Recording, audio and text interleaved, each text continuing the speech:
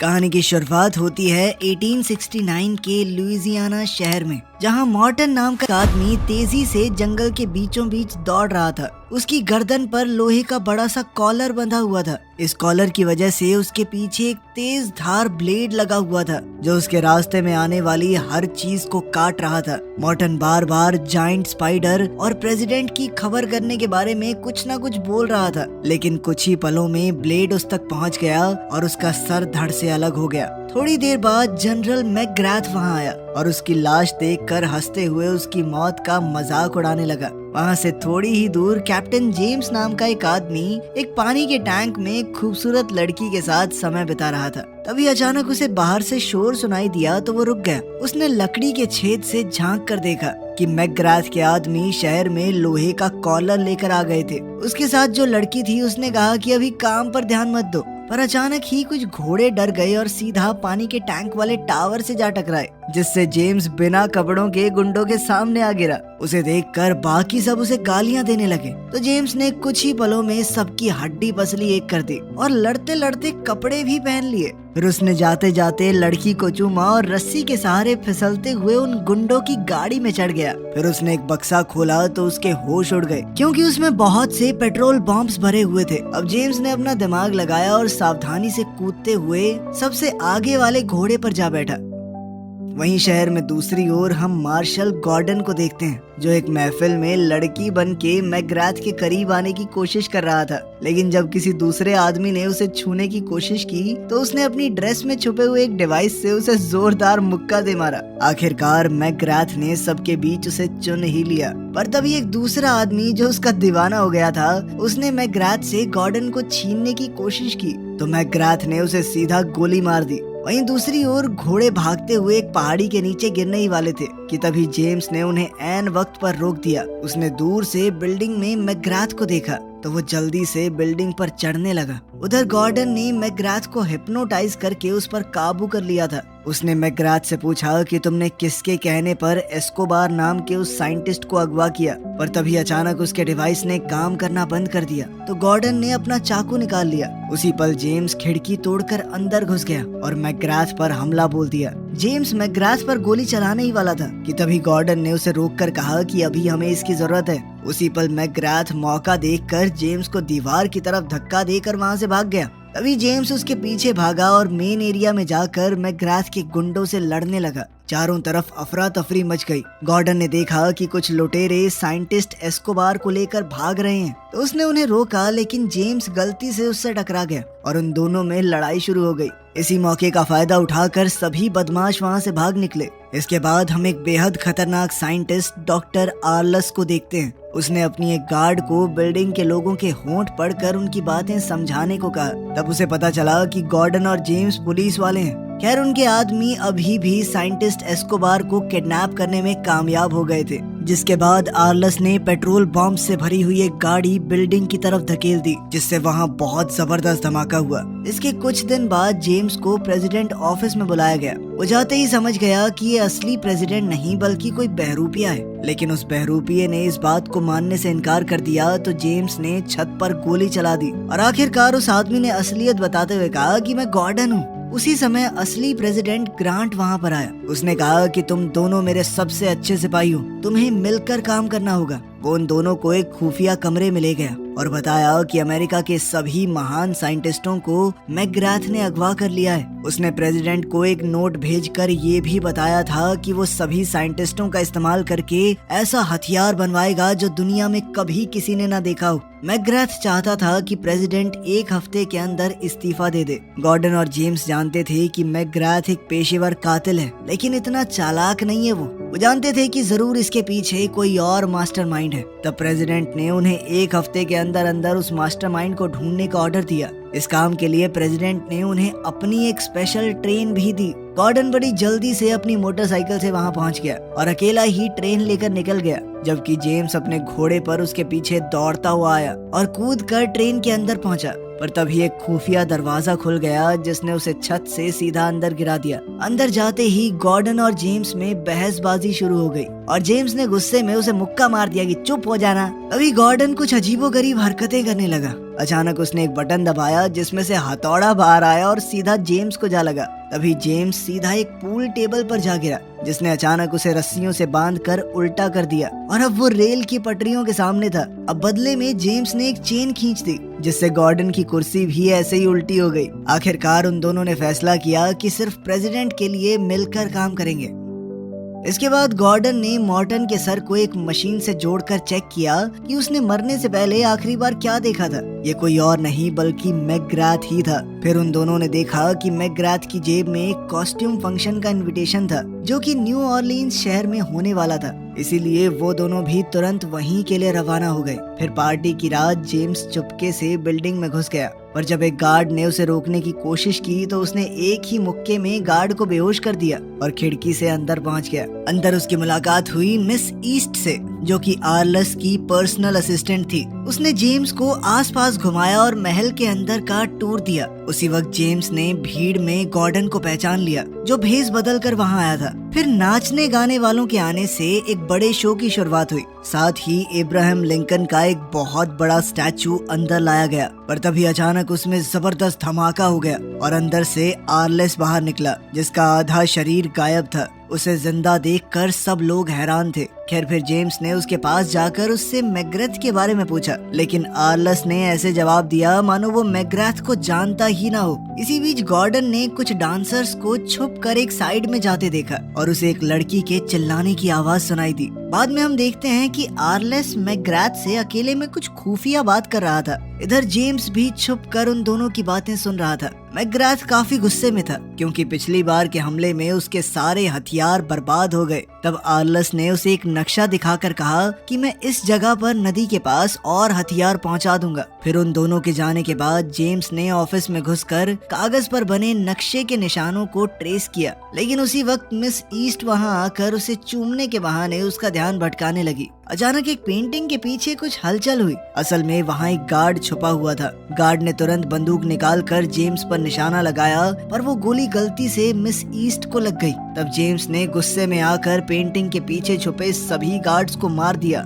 और वहाँ से निकल गया। फिर वो मेन फ्लोर पर जाकर एक औरत के साथ डांस करने लगा क्योंकि उसे लग रहा था कि ये भेष बदलकर गॉर्डन है। जेम्स ने उसे इकट्ठा की हुई सारी जानकारी दी। फिर उसने गॉर्डन समझकर तरबूजों के ऊपर हाथ रख दिया। फिर उसने कहा कि वाह गॉर्डन, तरबूज तो बहुत अच्छे बनाता है तू। लेकिन तभी उस औरत ने उसे जोरदार थप्पड़ दे मारा। उसी समय गॉर्डन भीड़ में से बाहर आया और चिल्लाने लगा कि कितना गंदा आदमी है ये, फांसी की सजा होनी चाहिए इसे। अब वहाँ खड़े लोग जेम्स को पकड़कर बाहर ले गए। उधर गॉर्डन ने उस कमरे का ताला तोड़ डाला जहाँ से उसे चिल्लाने की आवाज आई थी। उसने देखा कि ये तो कुछ अलग ही तरह का कमरा है जहाँ पर एक पिंजरे में रीटा नाम की लड़की कैद थी। तब गॉर्डन ने अपने स्पेशल डिवाइस से ताला तोड़कर उसे रिहा कर दिया। वहीं बाहर जेम्स गुस्साई भीड़ को किसी तरह से रोकने की कोशिश कर रहा था, उलझुल बातें बोल के। साथ ही उसने उस औरत से कहा कि मैं मजाक नहीं कर रहा था, मैं अपनाऊंगा इसे, मुझसे शादी करोगी। तभी गॉर्डन और रीटा एक बग्गी में उसे बचाने आ पहुंचे। उन्हें देखकर जेम्स ने भी प्लेटफॉर्म से छलांग लगाई और सीधा उसी बग्गी में पहुंच गया। तब रीटा ने बताया कि मैं कोई नाचने वाली नहीं हूँ बल्कि साइंटिस्ट एस्कोबार की बेटी हूँ। मैं छुपकर अपने पिता को ढूंढने आई थी। वहीं नदी किनारे आर्लस और मैकग्राथ अपने अगले प्लान की तैयारी कर रहे थे। किनारे पर मैकग्राथ के फौजी उसके ऑर्डर्स का इंतजार कर रहे थे। उसी समय स्टीम से चलने वाला एक टैंक वहां आया और फौजियों को लगा कि वो उनका नया हथियार है, इसीलिए वो खुशियां मनाने लगे। पर अचानक टैंक ने वहां धुआंधार फायरिंग की जिसमें सभी फौजी मारे गए। मैकग्राथ के पैरों तले जमीन खिसक गई और वो आर्लस पर चिल्लाया कि तुमने मुझे धोखा क्यों दिया। तब आर्लस ने कहा कि ये मेरा बदला है। दरअसल मैकग्राथ उसे एक लड़ाई में अकेला छोड़कर भाग गया था। उसी लड़ाई में उसने अपने आधे शरीर को खोया था। मैकग्राथ ने गुस्से में अपनी बंदूक निकाली, लेकिन आर्लस ने अपनी व्हील चेयर से गोली चलाकर उसे मार डाला। फिर उसने अपने साथियों से 1000 किलो सोना स्पाइडर कैनियन नाम की एक जगह पर लाने को कहा, जिसके बाद वो अपना सबसे बड़ा हथियार बाहर निकालेगा। खैर जब रीटा, जेम्स और गॉर्डन वहाँ पहुँचे तो उन्होंने देखा कि सभी फौजियों की लाशें वहाँ बिखरी पड़ी हैं और आर्लस वहाँ से गायब था। तब जेम्स ने एक कहानी सुनाई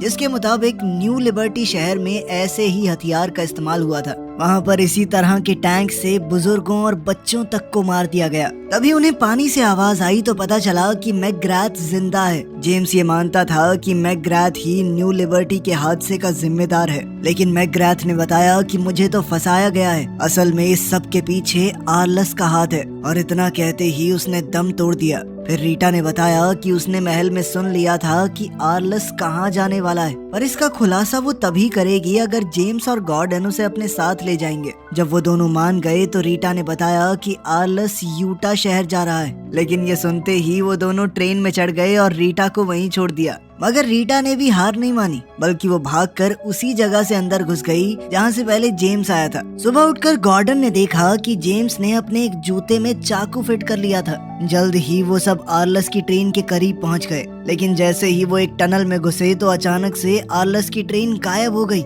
वो समझ नहीं पाए कि ये हुआ क्या। असल में आर्लस की ट्रेन खास बीम्स का इस्तेमाल करके ऊपर उठ गई थी, जिस वजह से जेम्स और गॉर्डन अपनी ट्रेन में उनसे आगे निकल गए। तभी आर्लस ने पीछे से उन पर गोलीबारी शुरू कर दी तो जेम्स पूल टेबल पर लेटकर नीचे पटरियों तक पहुंच गया। बदकिस्मती से उसकी रस्सी टूट गई और वो ट्रेन से पटरियों पर जा गिरा। तब जेम्स ने मौका देखकर वो रस्सी आर्लस की ट्रेन से बांध दी और ऊपर चढ़ गया। फिर उसने चिमनी में झांकने की कोशिश की, पर तभी एक गार्ड ने उस पर पीछे से हमला बोल दिया। उन दोनों में लड़ाई शुरू हो गई और फिर जेम्स ने अपने जूते में चिपके चाकू के सहारे उसे मार डाला। फिर उसने लाश को चिमनी में डाल दिया। इधर आर्लस ने एक शिकंजा फेंककर दोनों ट्रेन्स को जोड़ दिया था। लाश की वजह से अचानक बॉयलर में धमाका हुआ और दोनों ट्रेन्स रुक गई। अब आर्लस उनकी ट्रेन में घुस रहा था तो रीटा और गॉर्डन तुरंत भागकर छुप गए। उसी समय जेम्स भी वहां पहुंचा और अचानक रीटा ने गलती से स्लीप गैस बॉम्ब एक्टिवेट कर दिया, जिससे वो तीनों वहीं बेहोश हो गए। थोड़ी देर बाद गॉर्डन और जेम्स को होश आया। दोनों जमीन पर पड़े थे और उनकी गर्दन पर लोहे के कॉलर्स बंधे हुए थे, साथ ही उनके चारों ओर लोहे की तार बंधी हुई थी। आर्लस ने उनके सामने आकर उनकी हार का मजाक उड़ाया और फिर उन्हीं की ट्रेन में रीटा को लेकर चला गया। तब गॉर्डन ने अपनी जेब चेक की तो उसे कोई डिवाइस नहीं मिला, मगर उसे एक नोट मिला जिसमें लिखा था कि जब तक वो इस तार के अंदर है तब तक जिंदा रहेंगे। जेम्स को इस पर यकीन नहीं हुआ, इसीलिए उसने जांच करने के लिए तार से बाहर कदम बढ़ाया। तभी अचानक एक मशीन एक्टिवेट हो गई जिसमें से 2 गोल ब्लेड्स तेजी से घूमते हुए आए और रास्ते के सभी पेड़ पौधे काटते हुए उनका पीछा करने लगे। गॉर्डन ने चिल्लाते हुए कहा कि इन कॉर्नर मैग्नेट्स की पावर पूरे 400 साल बाद खत्म होती है। अब वो दोनों जान बचाने के लिए पास के एक खेत में जा घुसे। वो एक दूसरे के आमने सामने खड़े हो गए। जैसे ही ब्लेड्स उनके करीब पहुंचे दोनों नीचे कूद गए और वो ब्लेड आपस में टकराकर टूट गए। लेकिन उसी समय उन्हें एहसास हुआ कि वो गोबर से भरे एक गड्ढे में गिर चुके हैं। कुछ देर बाद वो दोनों खेत से बाहर निकले तो दोनों में बहसबाजी शुरू हो गई। गॉर्डन ने गुस्से में जेम्स पर चिल्लाकर कहा कि सब तुम्हारी गलती है। उसने जेम्स को मारने के लिए पत्थर उठाया और उसका पत्थर गलती से कॉलर पर जा लगा, जिससे उन कॉलर्स की मैग्नेटिक फोर्स एक्टिवेट हो गई और दोनों कॉलर्स एक दूसरे से चिपक गए। अचानक जेम्स कूदकर जमीन पर गिर गया और गॉर्डन को अपने जूते से चाकू निकालने को कहा। गॉर्डन ने उसका जूता निकाला, लेकिन कॉलर्स अभी भी उनके कंधों पर मौजूद हर मेटल से चिपक रहे थे। दोनों ने एक दूसरे से दूर भागने की कोशिश की, लेकिन फिर भी मैग्नेट्स ने उन्हें एक बार फिर से वापस खींच लिया। इसके बाद दोनों पहाड़ी से लुढ़कते हुए सीधा नदी में जा गिरे। पानी में गिरते ही गॉर्डन बेहद खुश हो गया, क्योंकि उसे अपनी टूल किट मिल गई थी। फिर थोड़ी मेहनत के बाद उन्होंने कॉलर्स निकाल दिए और जेम्स आग जलाने के बाद खाना ढूंढने निकल पड़ा। बाद में उसने गॉर्डन को अपने बचपन की कहानी सुनाई। दरअसल वो पैदा ही एक गुलाम परिवार में हुआ था। फिर एक दिन मौका देखकर वो भाग निकला और रेगिस्तान में छुप गया, जहां अमेरिका के मूल निवासी, जिन्हें रेड इंडियंस भी कहा जाता है, उन्होंने उसे पाला। जब तक वो वापस आया तब तक उसके परिवार को मार दिया गया था। तभी अचानक उनके सामने एक खास तरह की मधुमक्खी ने मकड़ी को पकड़ लिया। गॉर्डन इस घटना को काफी ध्यान से देख रहा था। फिर अगली सुबह दोनों रेगिस्तान से चल पड़े और अचानक गॉर्डन के हाथ का कॉलर अपने आप उसे आगे खींचने लगा। पता चला कि ये तो आर्लस की खुफिया रेल पटरी थी। अब वो इसके जरिए आर्लस का पीछा कर सकते हैं। आखिरकार वो स्पाइडर कैनियन नाम की जगह पर पहुंचे, जहां उनकी ट्रेन भी मौजूद थी। उन्होंने देखा कि आर्लस ने यहां अपना एक शहर बसा लिया था। उसका सबसे बड़ा हथियार था एक बहुत भारी भरकम स्पाइडर, जो अपने रास्ते में आने वाली हर चीज को चकनाचूर कर सकता था। खैर, अब दोनों अपनी ट्रेन में पहुंचे और जेम्स ने साफ कपड़े और हथियार निकाले। तभी गॉर्डन को वो मक्खी वाली बात याद आई और उसने कहा कि उसे भी आर्लस को रोकने के लिए डाविंची की फ्लाइंग मशीन जैसा कुछ बनाना चाहिए, मगर जेम्स ने कहा कि हमारे पास इतना टाइम नहीं है। वहीं दूसरी ओर हम देखते हैं कि प्रेसिडेंट ग्रांट एक इनॉग्रेशन सेरेमनी में था, जहां अचानक से जमीन थोड़ी थोड़ी हिलने लगी। अचानक वो बड़ा सा स्पाइडर सबके सामने आ गया, जिसे देखते ही सब लोग घबराकर भागने लगे और तभी आर्लस ने एक ट्रेन में धमाका कर दिया।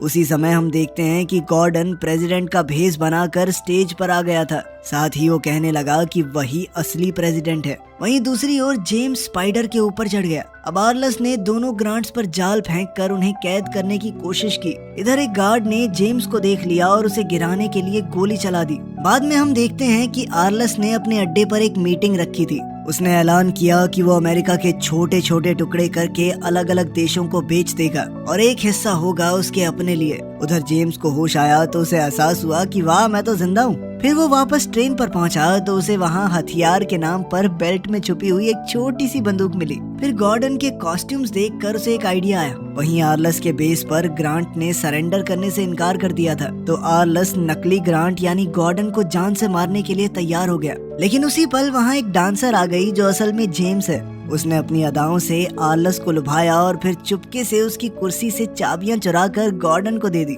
गॉर्डन ने जल्द ही खुद को रिहा कर लिया, लेकिन तभी जेम्स ने गलती से अपनी ब्रा में छुपे हुए फ्लेम थ्रोअर्स को एक्टिवेट कर दिया और वहां आग निकलने लगी। आर्लस ने तुरंत अपने आदमियों को गोली चलाने के ऑर्डर्स दिए, मगर जेम्स ने आग से उन्हें जला डाला। आर्लस और उसके गार्ड्स ग्रांट को घसीटकर स्पाइडर के अंदर चले गए। जब और फौजी जेम्स की ओर बढ़ रहे थे तो उसने एक बॉम्ब फेंककर वहां जबरदस्त धमाका कर दिया। उधर रीटा सभी साइंटिस्ट्स को रिहा करके अपने साथ एक सुरक्षित जगह पर ले आई थी। अब जेम्स को कुछ समझ नहीं आ रहा था, इसीलिए उसने गॉर्डन से कहा कि जल्दी से वो फ्लाइंग मशीन बनाओ। कुछ ही देर में गॉर्डन ने वो फ्लाइंग मशीन बना दी। जाने से पहले कंडक्टर ने उन्हें कुछ बम दिए और कहा कि वो एक पुलिस वाला है जिसे प्रेसिडेंट ने उन पर नजर रखने के लिए भेजा था। अब जेम्स और गॉर्डन उस मशीन के साथ पहाड़ी से कूद गए। एक बार को तो ऐसा लगा कि गए काम से, लेकिन जल्द ही मशीन उड़ने लगी। वहीं दूसरी ओर हम देखते हैं कि वो बड़ा सा स्पाइडर एक शहर में पहुंच चुका था, जहां आर्लस ने लोगों को मारना और बिल्डिंग्स को गिराना चालू कर दिया। वो चाहता था कि इसके दबाव में आकर प्रेसिडेंट उसकी बात मान ले, लेकिन उसी पल जेम्स और गॉर्डन अपनी फ्लाइंग मशीन में वहां पहुंचे। फिर उन्होंने हवा से बम फेंककर हमला कर दिया। उधर से आर्लस भी उन पर हमला कर रहा था और अचानक उनकी फ्लाइंग मशीन गिरकर सीधा स्पाइडर से जा टकराई, जिससे एक गार्ड तो गिर गई, मगर बदकिस्मती से बाकी गार्ड्स ने उन्हें घेर लिया और उन्हें पकड़कर आर्लस के सामने ले जाया गया। तब जेम्स ने आर्लस का मजाक उड़ाया तो आर्लस ने बटन दबाकर उसे नीचे वाले हिस्से में फेंक दिया, जहां उसे एक योद्धा का सामना करना होगा जिसके हाथ कटे हुए थे और उनकी जगह पर ब्लेड्स लगे थे। जल्द ही 2 और फाइटर भी उस पर टूट पड़े, तो जेम्स ने बड़ी बहादुरी से उनका सामना किया। फिर उसने मशीन की एक चेन की मदद से ब्लेड वाले आदमी को दूर फेंक दिया।